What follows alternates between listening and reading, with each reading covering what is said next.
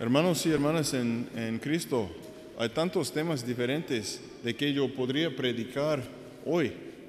La ordenación de un nuevo diácono en nuestra diócesis esta semana, el centenario de las apariciones de Nuestra Señora de Fátima, Tulip Time, muchas cosas. Pero no te preocupes, no voy a hablar de Tulip Time, no. Pues primero quiero hablar brevemente sobre la ordenación de un diácono transicional de nuestra diócesis el martes pasado. Un diácono transicional es uno que se prepara para la ordenación sacerdotal. Es diferente a los diáconos permanentes que no seguirán a sacerdocio. Así que un joven llamado Michael Steffes fue ordenado como diácono transicional para nuestra diócesis en preparación para su ordenación al sacerdocio en un año. Y toda vocación aceptada libremente y con gozo es una bendición y un regalo de Dios para toda la iglesia, que sean diáconos, sacerdotes, hermanos y hermanas religiosos, pero también hombres y mujeres casados, que es, por supuesto, la vocación más común a la que se llaman hombres y mujeres. Y nuestra primera lectura este fin de semana es muy oportuno porque se trata de la selección y ordenación de los primeros diáconos de la iglesia y explica por qué los apóstoles decidieron que era necesario crear este ministerio del diaconado. Había un conflicto en la iglesia. Pues desde el principio ha habido conflictos en la iglesia. Y este conflicto, como hemos escuchado en la lectura, se encuentra entre los judíos que hablan griega, que se han convertido al cristianismo, los helenistas, y los judíos que hablan aramea, que se han convertido en cristianos, los hebreos. Los helenistas pensaban que estaban siendo descuidadas sus viudas, que como todas las viudas en esta época eran completamente dependientes de la buena voluntad de los demás. Entonces los helenistas pensaban que sus viudas estaban descuidadas a favor de las viudas hebreas. Entonces era un conflicto. Pues los apóstoles que no tienen el tiempo necesario para dedicar a este servicio, establecieron el ministerio del diaconado. Y la palabra diácono proviene de una palabra griega que significa servir. Entonces el papel del diácono es de servicio a los sacerdotes para ayudarles en sus deberes, y especialmente de servicio a los fieles laicos. Y este servicio incluye la predicación, el bautismo, la catequesis y las obras de caridad. Durante cientos de años, el diaconado permanente desapareció de la iglesia y fue restaurado después del Segundo Concilio Vaticano en los años 60. Pues damos gracias a Dios por el don de esta hermosa vocación y también por el sí que dijo Michael Steffes que él ha hecho al Señor para servir a su iglesia.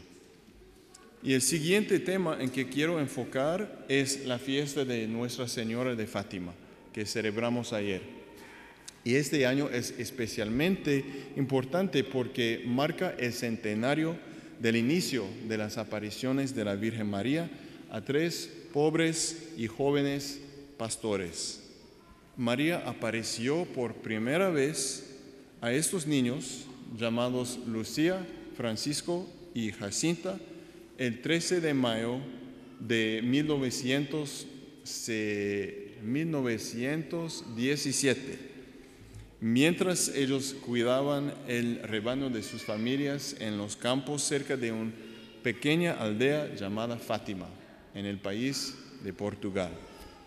Y se les apareció 6 veces en total, una vez al mes hasta octubre de este año, cada vez en el 13 del mes, excepto en agosto, cuando apareció el 15.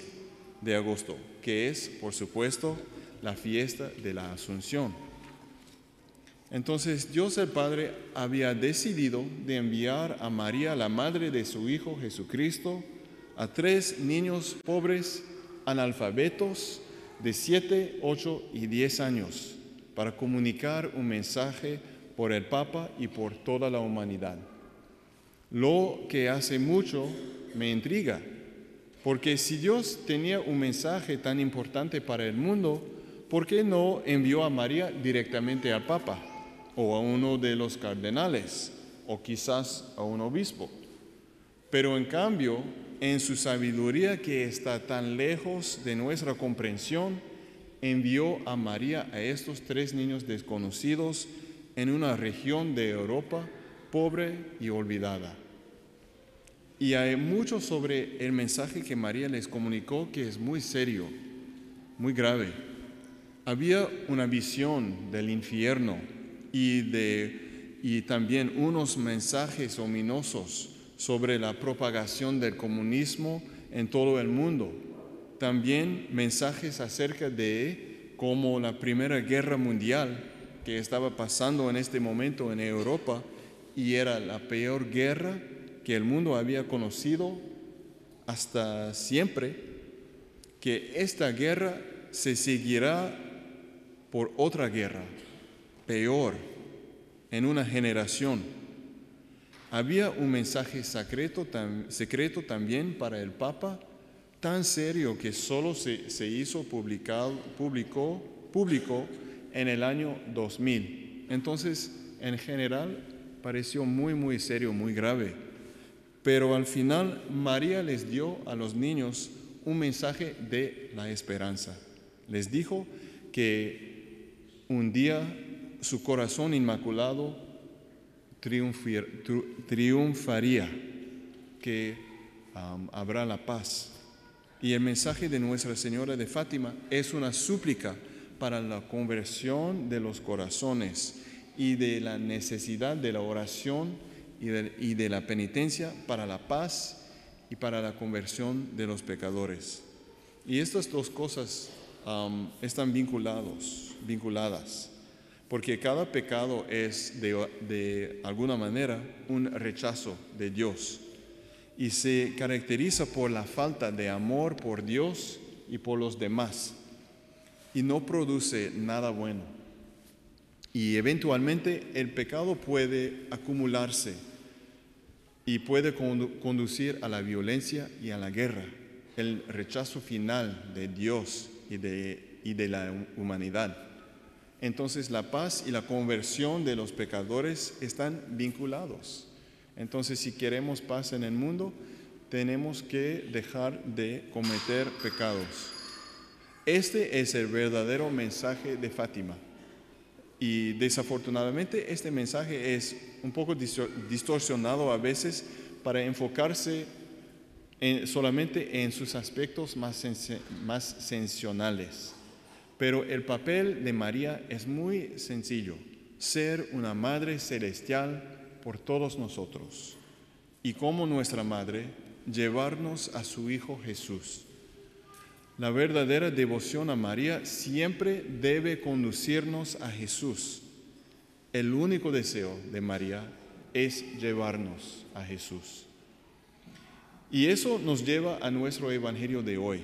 Jesús nos dice: yo soy el camino y la verdad y la vida.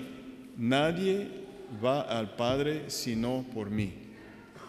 Así como María nos guía a su Hijo, Jesús es el camino hacia el Padre. Y Él es el único camino al Padre, si lo sepamos o no.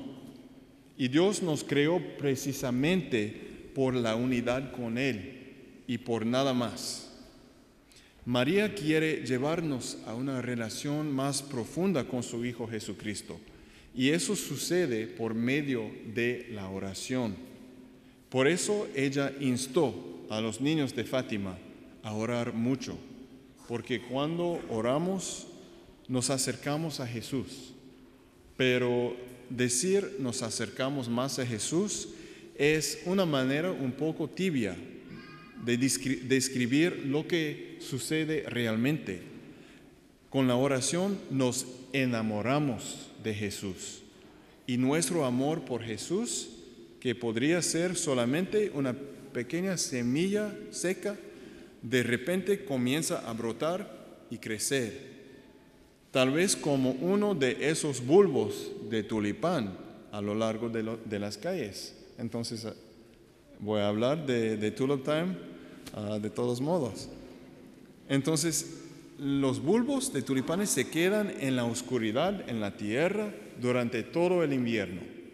Y luego en la primavera, con la lluvia, el sol y un clima más cálido, de repente este bulbo comienza a responder.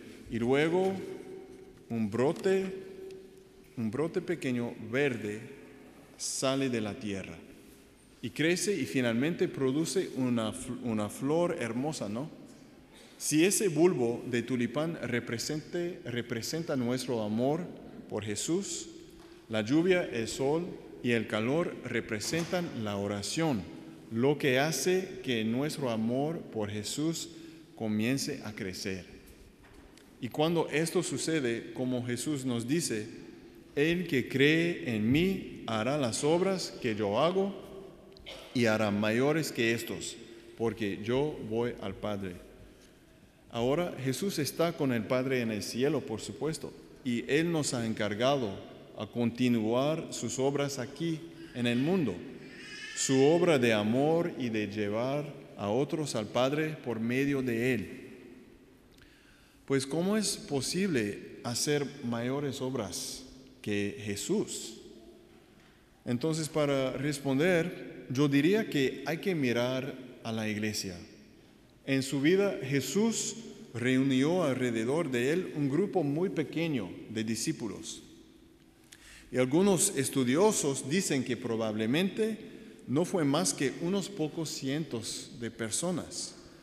Pero después de haber ascendido al cielo y haber enviado su Espíritu Santo sobre sus discípulos, las Escrituras nos dicen que de repente cientos y miles de personas se convirtieron en cristianos.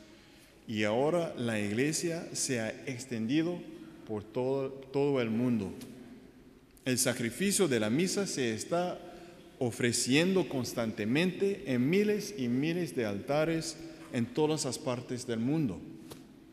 Entonces estamos llamados a continuar la obra iniciada por Jesús y continuada por sus apóstoles y por todos los cristianos a través de los siglos.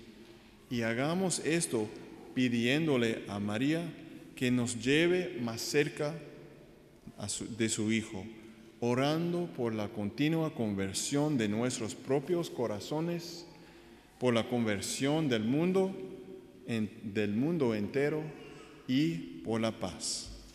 Nuestra Señora de Fátima, ruega por nosotros.